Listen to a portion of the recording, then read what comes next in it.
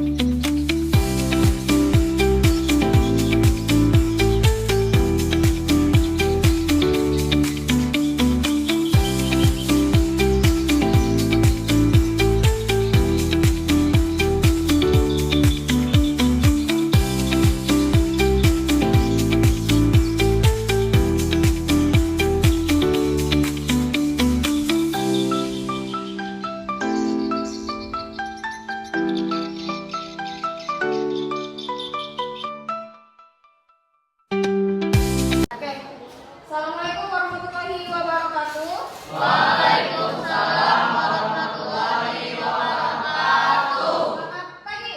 Pagi, luar biasa, tetap semangat, Allah. Masih terbawa suasana KBBI ini. Oke, gimana kabarnya hari ini? Baik, Bu. Ada yang sakit? Ya, ada. Sehat ya?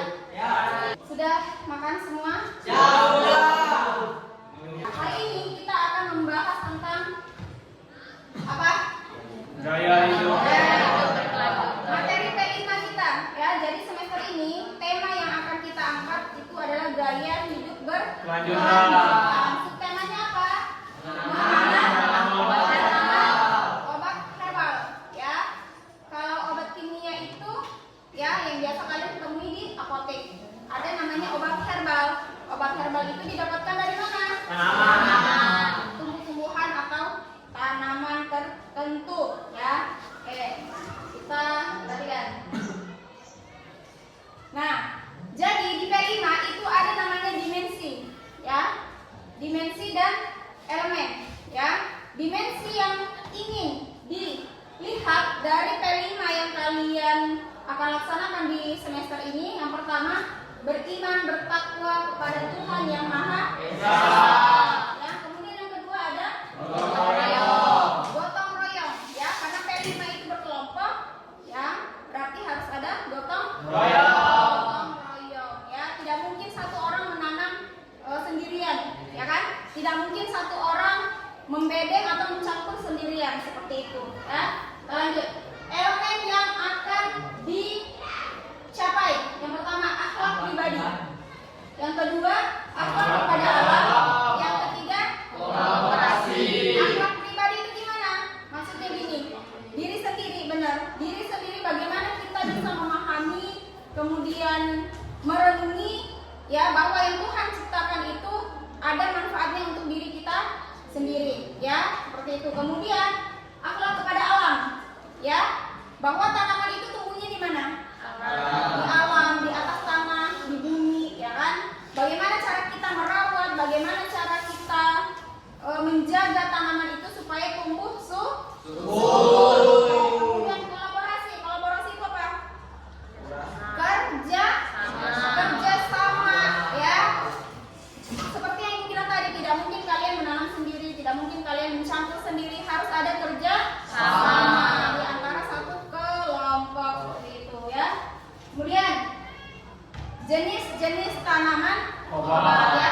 Jadi tanaman obat itu sangat banyak ya. Yang ibu tampilkan di sini hanya sebagian kecilnya saja ya, yang mungkin mudah kita temui di desa kita seperti itu. Yang pertama apa? Lidah buaya.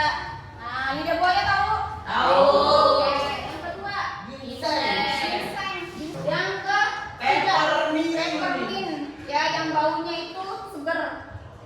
Yang keempat, kunyit. Yang biasa kalian temui di dapur mama kalian, ya, kunyit.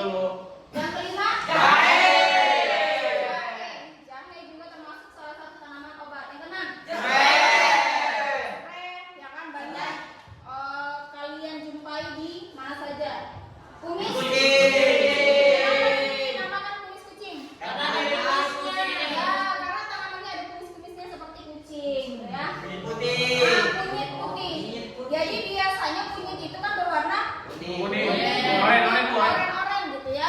Ada juga ternyata kunyit putih. Ya. Yang kesembilan. Laos itu apa? Laos atau lengkuas itu sama ya. Oke, lanjut. Nah, manfaatnya. Jadi tidak mungkin Tuhan itu menciptakan sesuatu tanpa manfaat. Seperti itu. Dan yang pastinya manfaatnya bukan hanya untuk lingkungan, tetapi juga untuk diri kita. Gitu ya. Ya, ada kalanya kita dianjurkan untuk mencari obat dari tanaman atau herbal, dan ada kalanya kita harus menggunakan obat kimia seperti itu yang biasa dijual di apotek. Gitu ya. Apa manfaatnya? Untuk memenuhi keperluan alam bagi kehidupan. Untuk memenuhi keperluan alam bagi kehidupan. Jadi ya, bumi itu kalau tidak ada tanaman ya, gimana? Jadi tidak ada oksigen, benar ya. Kemudian dengan adanya tanaman-tanaman itu bisa membantu penyerapan apa? Air. Ya, seperti itu. Kemudian mengatasi masalah kesehatan ya, seperti yang dibilang tadi, obat-obat tanaman herbal itu bisa digunakan sebagai obat-obatan yang alami. Ya, kenapa disebut alami? Karena tidak melalui proses mesin, tidak melalui proses kimia. Artinya kita bisa mengambil tanaman ini di mana saja ya. Di kebun mungkin ada, di halaman rumah kita ada, gitu kan. Jadi bisa dijumpai di mana saja. Yang kedua, apa tadi ini? Kunyit. Ya, ini banyak kunyit. Salah satunya radang usus buntu. Ya. Kemudian apa? Radang amandel. Amandel itu di mana? Tenggorokan ya. Yang ketiga, asma. Asma itu apa? Sesak napas. Jadi orang yang punya riwayat asma bisa menggunakan kunyit sebagai obat herbal ya. Kemudian yang keempat, sembelit. Sembelit itu apa? Nah, susah buang air besar. Ya, rematik itu penyakit apa? Tulang. Orang yang biasanya batuk itu kalau misalkan mengkonsumsi jahe dicampur kunyit, dicampur serai, diseduh, itu bisa membantu meredakan gatal di tenggorokan dan lambat laun akan reda batuknya. Yang keempat, apa ini? Apa tadi? Ya, jahe. Jahe itu kegunaannya apa? Anti penuaan dan kanker. Nah, kanker apa saja? Kemudian yang kedua, meredakan nyeri menstruasi bagi perempuan. Nah, kalau perempuan itu menstruasi merasakan nyeri atau sakit ya di bagian perut, bisa konsumsi jahe. Gitu ya, air jahe, bukan jahenya dimakan langsung. Ya, terus kan. Yang ketiga, memperkuat imun. Menurunkan apa? Gula darah dan kolesterol, gitu ya. Kemudian yang kelima, mengatasi masalah pencernaan.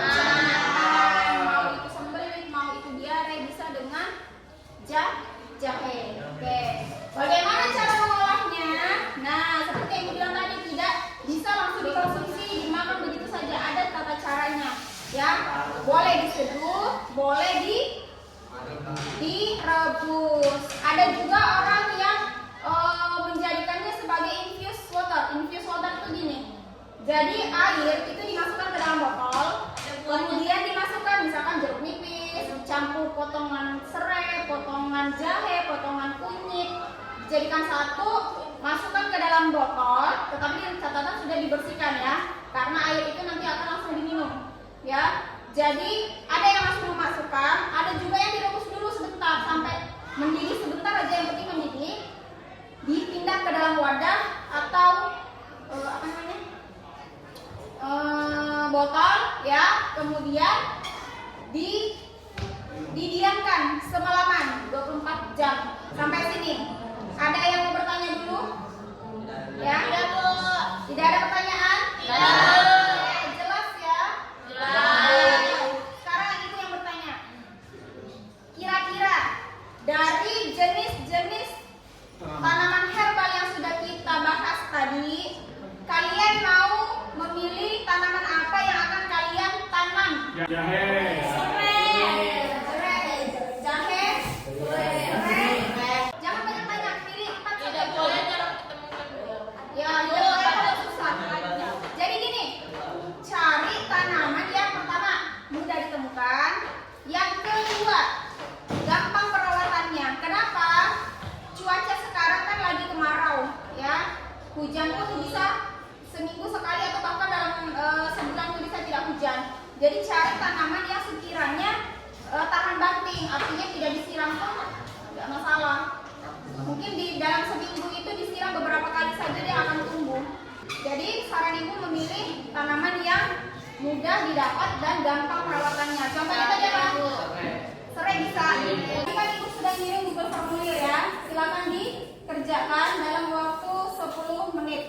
Ya, yang sudah selesai HP-nya silakan dikumpul ya. Kemudian di pertemuan berikutnya kita akan terjun ke lapangan untuk apa? Membersihkan halaman ya. Jadi sebelum ditanam, halaman sekolah itu yang kita gunakan untuk menanam harus dibersihkan terlebih dahulu supaya tanaman yang akan kita tanam itu tumbuh dengan baik.